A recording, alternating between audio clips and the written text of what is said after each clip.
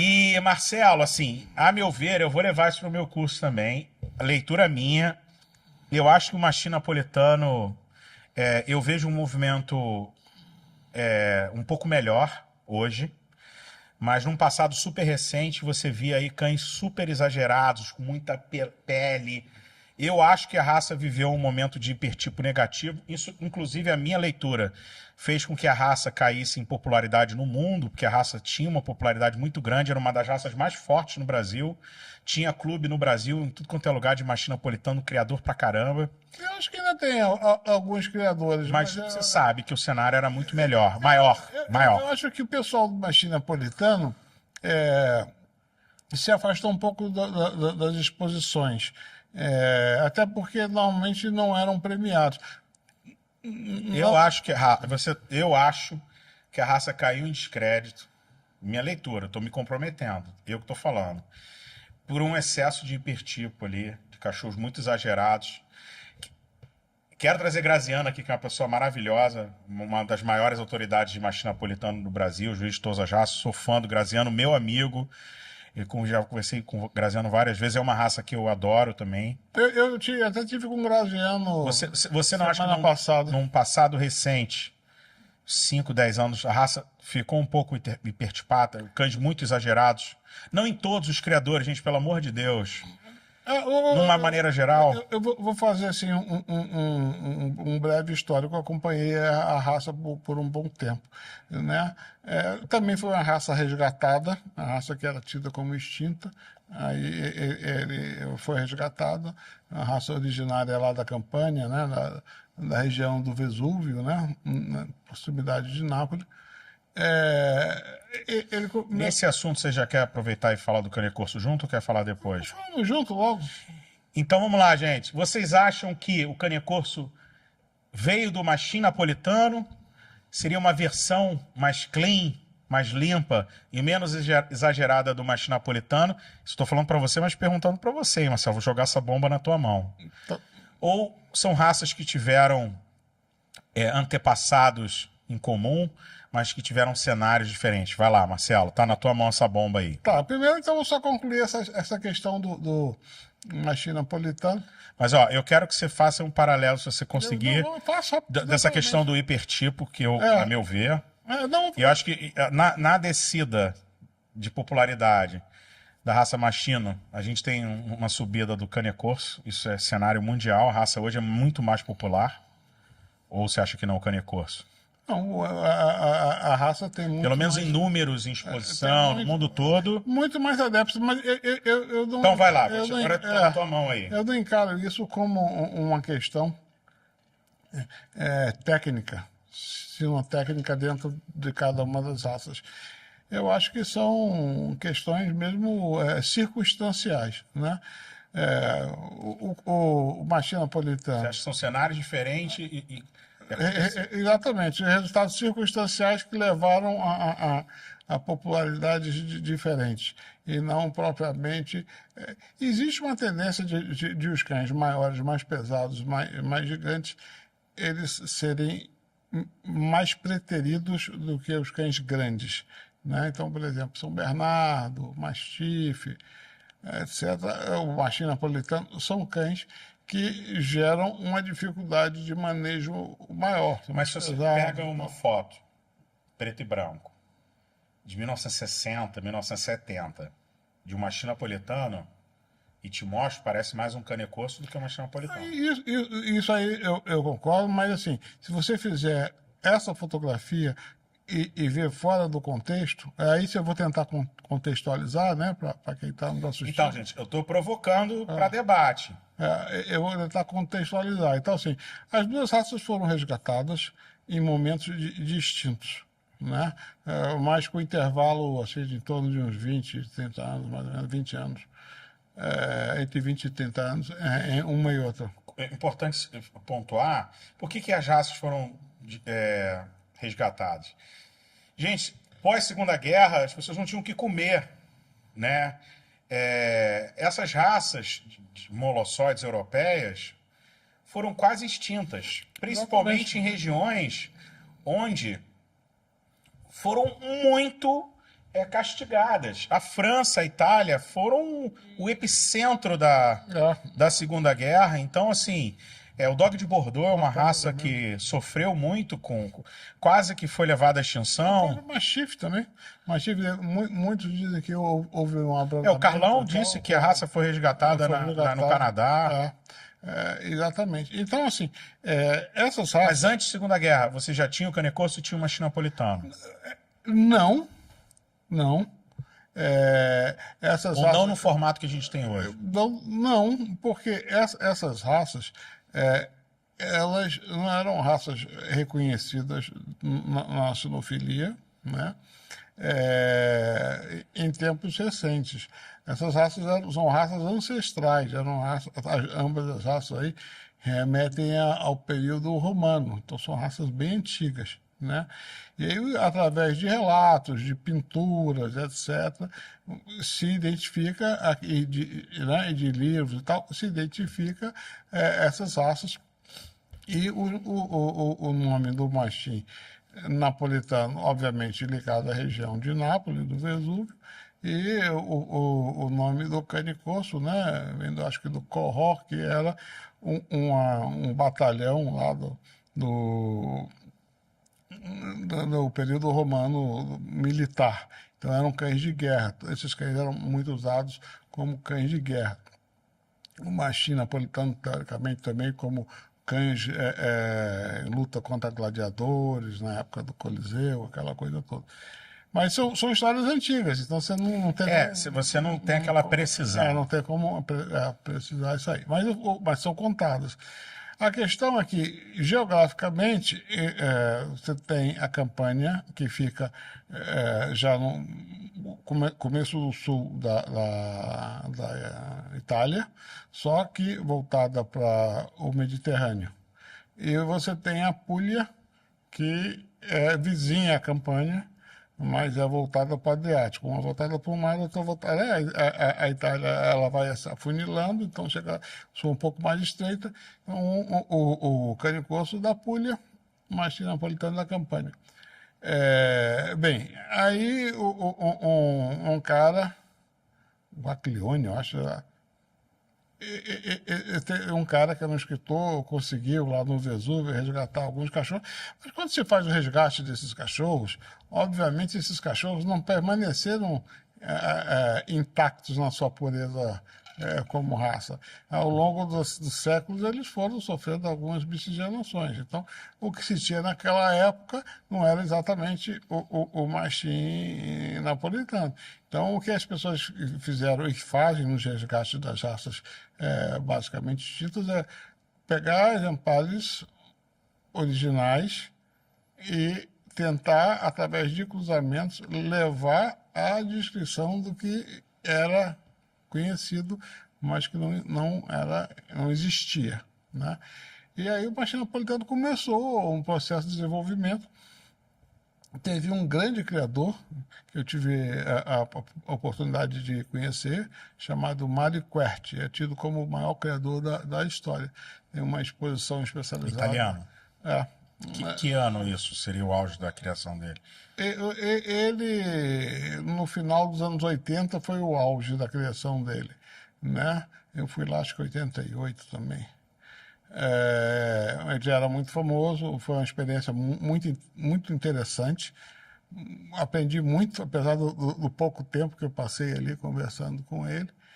E esse cara, até hoje, ele já é falecido, mas até hoje,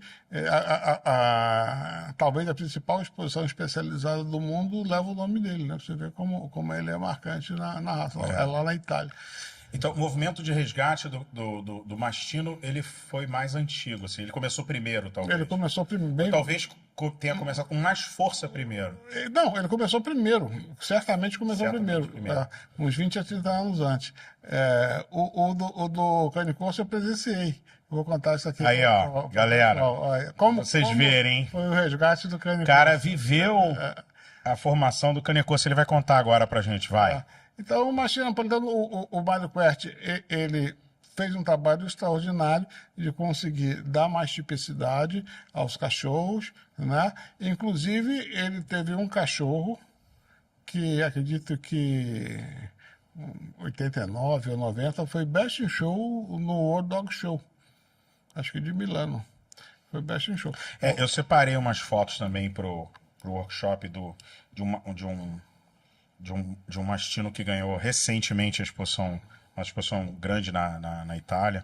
Os machinos, eu acho que a raça vem bem em termos de criação. Aí quando começou essa questão de Talvez, pertipismo e tal, mas também por uma questão de popularidade também. Criadores... é difícil criar raça gigante. Raça gigante tem mais problema de saúde, tem um span de vida mais curto, é mais difícil ser manejado devido ao peso. Mais difícil de acasalar, de salvar todos os filhotes. Temperamento muito forte. Enfim, brigam, precisam de espaço, são beligerantes e tal. Então, assim, é difícil, por isso é mais difícil criar cães. Assim como o nanismo é um problema, o gigantismo também é um problema. E a maior parte de quem tem raças grandes, eles buscam que eles fiquem cada vez maiores, né? E aí eu fui lá no canil, ele mostrou os cachorros e tal, depois nós saímos para passear com alguns cachorros, ele levou uns, eu levei outros e tal, fomos para um parque, e ele me contando um pouco da história do baixinho napolitano e da visão dele como criador. E eu falei, você como é que faz com os filhotes? Ele falou, olha, eu vendo o filhote, diferente da maioria dos outros criadores, eu vendo filhote bom. Aí eu falei, por quê? Porque os filhotes bons é que fazem a forma do meu canil. Eu falei, até aqui. Aí me mostrou tudo carta, né? Não tinha facilidade da comunicação digital. Que carta da Índia, carta não sei o que lá e tal. E ele vendia caro pra caramba, os cachorros. Mas vendia, porque ele fazia, eu vendo caro e as pessoas compram, porque eu não fico segurando os melhores para mim. Eu vendo e deixo que as pessoas levem para exposições, divulguem e tal. Então, foi muito interessante. Ele tinha escrito um livro, deu um livro autografado, foi muito legal. Em relação ao canicorso, nessa mesma época, nesse mesmo período que eu estava fazendo essa pós-graduação lá na Itália, a raça estava passando pelo processo de reconstrução. E eu tinha ido visitar um canil de São Bernardo, que ficava perto de onde eu estava estudando, chamado Allevamento del Soccorso, né? O criador do Soccorso. E era um sujeito chamado Antonio Mociani, que era da Internacional lá italiana, ele era juiz. Da Ente, né? Seria a CBKC da Itália. CBKC da Itália, né? Aí eu liguei, ele perguntei se eu poderia visitar. Eu falei, olha, eu quero apenas conhecer. Mas você queria conhecer, ele era criador de São Bernardo, né? Mas era a maior autoridade mundial de São Bernardo. Mas você foi lá pelo São Bernardo? Pelo São Bernardo, Que ano era isso? 88. Tá. Eu fui lá pelo São Bernardo. Aí ele morava numa fortificação medieval, um negócio assim, fantástico. Foi uma experiência também muito... Em que região da Itália? Ele morava perto de Firenze, perto de Florença. Uhum. Aí, mas cidade pequena, né? Porque você ter esses espaços maiores para esses cães gigantes, normalmente não são. E ainda mais naquela época. Aí eu fui em algumas exposições nesse período que eu estava estudando lá. Sempre que podia, eu ia viajar para assistir alguma exposição. E a raça estava sendo reconstruída e ele era o coordenador do Canicorso? Do Canicorso pela Já tinha esse nome? Tinha o nome Canicorso, porque o Canicorso é o nome antigo, né? Sim, sim. Que vem já da época dos romanos. Como eu falei lá, o corso vem desse... E foi a primeira vez que você ouviu falar do Canicorso? Foi a primeira vez que eu ouvi falar, e ele falou, eu vou estar na exposição. Eu falei, estou pensando em ir na exposição. Eu falei, eu vou estar lá, inclusive vou estar fazendo trabalho, né? Que nós estamos fazendo o padrão do Canicorso. Não tinha padrão, a raça não existia em termos escritos, né? Só em termos falados. Aí todo mundo que achava que tinha um canicorso levava, aí tinha uma junta lá de juízes da Ente, se achasse que aquele cão se enquadrava dentro do imaginário do canicorso, eles mediam o cachorro todo, etc. e tal, mesmo faziam um trabalho minucioso. E a partir isso fizeram diversas exposições, e a partir daí saiu o primeiro padrão do canicorso. Entendeu? E é lógico, as raças elas evoluem. Até comentei contigo do nosso almoço, o cachorro que ganhou 2 vezes Best in Show seguidas na Westminster, um Doberman lá do Ranch Dobbs. Hoje ele não ia ganhar CAC, era um cachorro Mas pet. explica isso, Marcelo. Como é que era o nome do cara, então? Ele é o principal nome no Cane Corso? Ele é reconhecido hoje como... Não, ele foi o cara que ele fez para o pessoal. É como se fosse o CBKC. Então ele era o representante da CBKC para a reconstrução do Cane Corso. O Cane Corso não tinha um padrão, então o Cane Corso estava... Ele criava São Bernardo, mas ele tinha... Ele era um juiz. Né? Era um juiz. Ele era famoso, o São Bernardo. Ele era o principal criador mundial de São Bernardo. Né? Como é que é o nome dele? Fala pra gente pesquisar. Antônio Morciani. Tá. Antônio Morciani. E ele era um... E naquela época você já viu o Cane Corso? Eu vi nas exposições. Então talvez você tenha sido o primeiro brasileiro a ver um Cane Corso bobear. Pode ser, mas eu não dou bola para essas coisas, não. Eu sei. Mas é possível, porque não existia o padrão da raça, existia tentativa de resgatar a raça. Cara, que legal. Legal, E era distinto do que a gente vê hoje, mas, enfim, até porque naquela época o que tinha ali não era o cane corso. Então, pega aqueles cães que se pareciam com o cane corso descrito na antiguidade, e aí os Você trabalhos sabe dos quando criadores. que o Cane Corso foi reconhecido pela FCI? Olha, eu posso chutar, eu acho que uns 2 ou 3 ou 4 anos depois disso, deve ter sido no início dos anos 90, imagino. E depois que quem introduziu a raça no Brasil foi o Faustão, né? Ou já se tinha alguém? Não, eu acho que já se tinha. Mas o Faustão trouxe a raça talvez de um outro patamar, pelo menos ficou conhecido na época, não pelo Faustão, porque ele era bem reservado nessa parte da criação, né? Mas porque trouxe cachorros que tinham representatividade mundial, eu acho. Levou para o mundial. Isso que eu ia falar. O Faustão, ele fez um trabalho de divulgação, levando cane corsos de propriedade brasileira para exposições mundiais, grandes exposições fora do Brasil.